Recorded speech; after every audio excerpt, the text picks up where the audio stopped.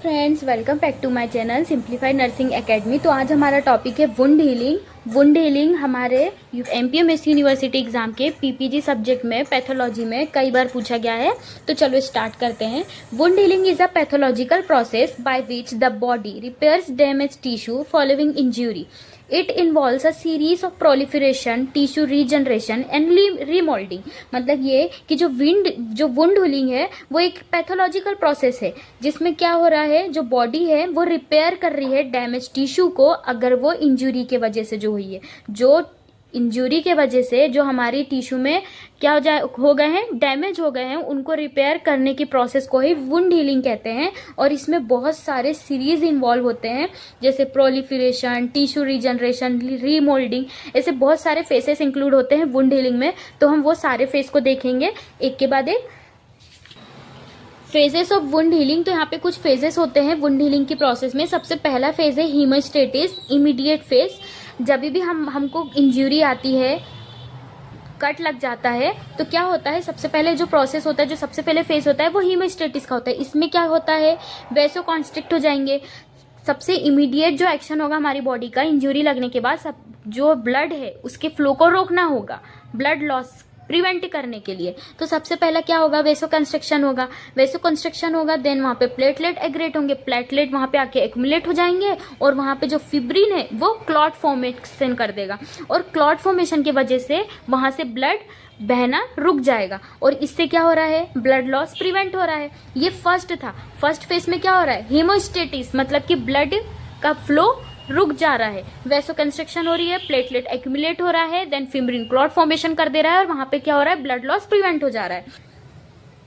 अब हम देखेंगे सेकेंड फेज, मतलब इन्फ्लामेटरी फेज। ये 0 से 3 डेज का होता है। इसमें जो हमारे WBC के कंपोनेंट है, जो हमारी इम्यूनिटी सिस्टम है, इम्यून सिस्टम है, उसमें क्या होता है, जैसे न्यूट्रोफिल्स हो गया, मैक्रोफेजेस हो गया, ये क्या होंगे, जो हमारे वुंड हीलिंग, जहां पे हमको वुंड आया है वहां पे क्या होंगे, न्यूट्रोफिल्स और मैक्रोफेजेस अराइव होंगे इस साइड पे। और इनका काम क्या रहेगा, ये डेड सेल को रिमूव कर देंगे, डेब्रिस को रिमूव कर देंगे, पैथोजेंस को रिमूव कर देंगे। क्यों रिमूव कर रहे हैं, ताकि ये हमारे ब्लड में एंटर करके इन्फेक्शन ना क्रिएट कर दे। रिमूव करने के बाद वहां पे साइटोकाइंस और ग्रोथ फैक्टर का रिलीज होगा।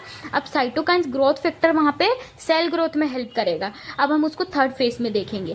देन हमारा आता है प्रोलिफरेटिव फेज, जो कि 3 से 10 डेज का होता है। इसमें क्या होता है, प्रोलिफरेशन होता है, किसका, फाइब्रोब्लास्ट का होता है। जो फर्स्ट फेज था उसमें फिब्रिन ने क्लॉट बनाया था और इसमें क्या हो रहा है, फिब्रिन फाइब्रोब्लास्ट में कन्वर्ट हुआ, फाइब्रोब्लास्ट का प्रोलिफरेशन हो रहा है और ये कोलाजन को सिंथेसिस कर रहा है। हमारी स्किन कोलाजन होती है ना, उस पर इलास्टिसिटी होती है। तो अगर वहां पे वुंड हीलिंग है तो वहां पे कोलाजन जो कैपेसिटी थी वो भी लॉस हो गई होगी। तो जो फिब्रोब्लास्ट प्रोलिफरेशन है ये कोलाजन का सिंथेसिस करेगा।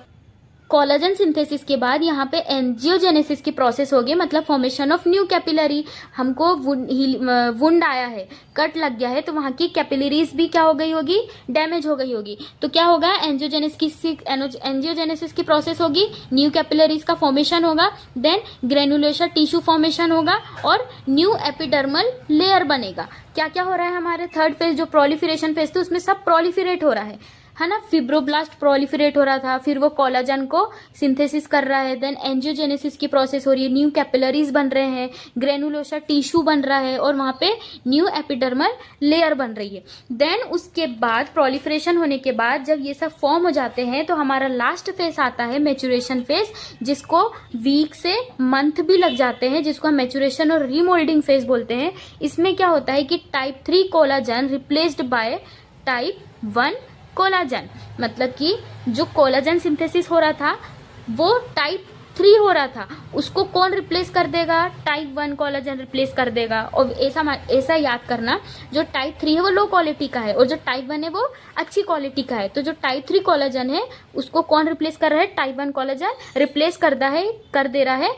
कैसे, मैच्योरेशन होने के बाद। देन स्कार टिश्यू फॉर्मेशन, कभी भी हमको इंजरी लगती है, चोट लगती है तो वहां पे स्कार बन जाते हैं, जब भी वो हील होता है तो स्कार टिश्यू फॉर्मेशन होगा, स्ट्रेंथनिंग होगी उसकी। Then wound concentration by myofibroblast, wound contraction by myofibroblast. Wound contraction मतलब क्या होता है, अगर हमको चोट लग गई है ना और उसका जो आउटलाइन है, जैसे चोट लग गई है ना, इसका जो आउटलाइन है ये क्लियर नहीं है, जैसे ये क्लियर है ना, स्मूथ आउटलाइन दिख रहा है, तो यहाँ पे वुंड कॉन्ट्रेक्शन की इतनी नीड नहीं पड़ेगी। क्यों? क्योंकि इसको पास में लाना है ना, तो वो कॉन्ट्रैक्ट करके पास में आएंगे।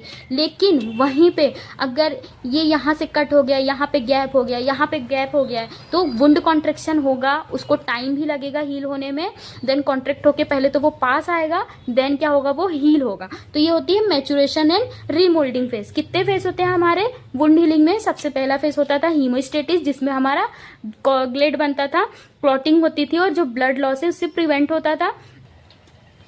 देन सेकेंड फेज आता था हमारा इन्फ्लामेटरी फेज, जो कि 0 से 3 दिन का होता था, जिसमें मैक्रोफिल्स और न्यूट्रोफिल्स, मैक्रोफेजेस, न्यूट्रोफिल्स, ये क्या होते थे, हमारे इंजुरी साइट पे आते थे और वहां से डेब्रिस, डेड सेल्स, पैथोजेंस, उन सबको रिमूव करते थे। देन हमारा प्रोलिफरेटिव फेस आता था, जिसमें हमारे न्यू कैपिलरीज, एपिडर्मल लेयर बनता था, ग्रेनुलोमा फॉर्मेशन होता था, कोलेजन सिंथेसिस होता था।